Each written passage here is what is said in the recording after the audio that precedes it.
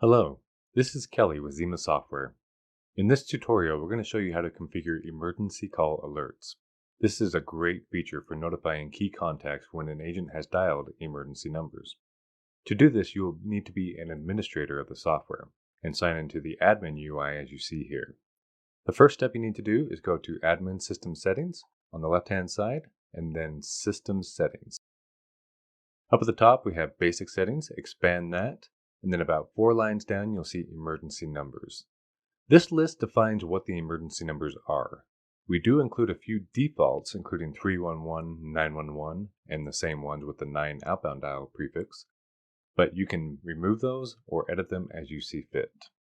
You may also add additional numbers simply by adding a new row, and some good examples may be the local police number or local fire department.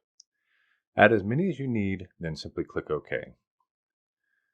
As an optional feature, you can also define the agent locations. That is the line just above, the third one from the top, Emergency Alert Agent Locations. Click on the ellipsis tool, and this allows you to define the address, building, floor, room, whatever you see necessary for defining where the agent is. It's a great tool to notify you that the agent has dialed an emergency number, who they are, and where they are. Simply add those per row and click OK. Click Save to exit out of the system settings and apply what you've done. Next up, we need to define who receives those notices. To do so, you can go to Admin and Alerts and Triggers.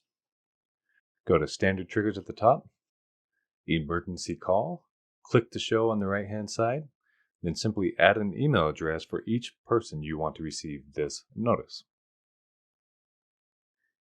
If you need to add more than one recipient via email, simply separate them with a comma. You can also set up desktop notifications to send an alert out to those that are signed in to Contact Center Agent Client.